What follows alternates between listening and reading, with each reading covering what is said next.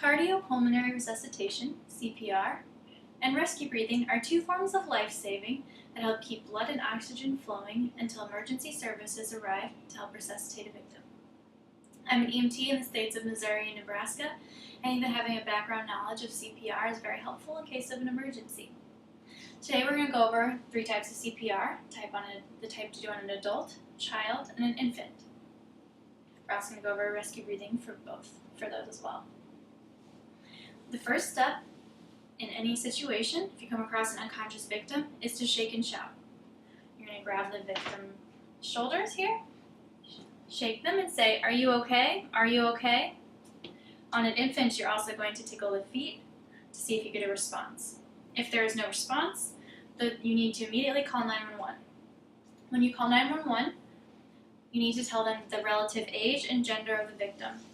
While you're on the phone with them, they will also be able to guide you through the steps of CPR. So after that, the first thing you're going to need to do is check for signs of life. The first sign of life you need to check for is the pulse. You take 2 fingers, press them in the back corner of your jaw here on your neck, and press inward. If you do this on yourself now, you should be able to feel the blood pumping through your carotid artery. You do that for an adult and for a child. On an infant, you're going to use the brachial artery, which is right here. You can take the same 2 fingers and press inward like this. If there is no pulse when you check, you're going to immediately start compressions. On an adult, you're going to use 2 hands. The first hand, the hand closest to the head, is going to be on the bottom. You're going to take the other hand, place it on top, lace your fingers, and you're going to use the palm of your hand right here to press inward on the nipple line of the chest right here. You're going to press in about 1.5 to 2 inches. On a child, you're only going to use the one hand. You're going to use the same part of the hand here, press down 1 to 1.5 inches. On an infant, you're going to use 2 fingers and press down 1/2 to 1 inch on the victim. You're going to do this 30 times at a rate of 100 compressions per minute. After that, after your 30th compression, you're going to give 2 breaths to the victim. On an adult or a child, you're going to tilt the chin back to expose the neck and open the airway. And you're going to pinch the nose and blow in through the mouth, 2 breaths. As you blow in the breath, you should see the chest rise and fall. On an infant, you're going to start off the same way, leaning the head back, exposing the neck and opening the airway. And instead, you're just going to put your mouth over both the nose and the mouth of the infant and give the 2 breaths.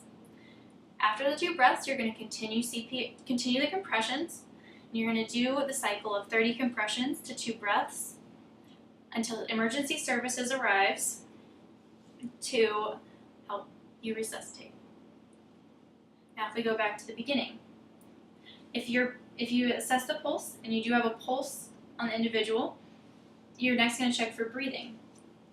If you check for breathing and the chest of the individual is rising and falling normally, then they are breathing. However, if there is an absence of chest rise and fall, the person is not breathing, and you need to help them by rescue breathing. On an adult, the rate for rescue breathing is 1 breath every 5 to 6 seconds, and for a child, it is 1 breath every 3 to 4 seconds. For example, 1, 2, 3, breath. You're going to give the breath the same way during CPR by lifting the chin back, exposing the neck and opening the airway, pinching the nose on adult and child, giving the breath in, and on an infant, putting your mouth over both the nose and the mouth of the infant. Now, during the time of giving breaths in between, you need to keep an eye on the pulse of the individual. If at any time the individual loses their pulse, you're going to immediately start compressions. And again, continue this until emergency services arrives. That's the basics of CPR and rescue breathing, which can come in very useful in a case of an emergency, and I think that having a basic knowledge is good in case of an emergency happening to a family member or friends.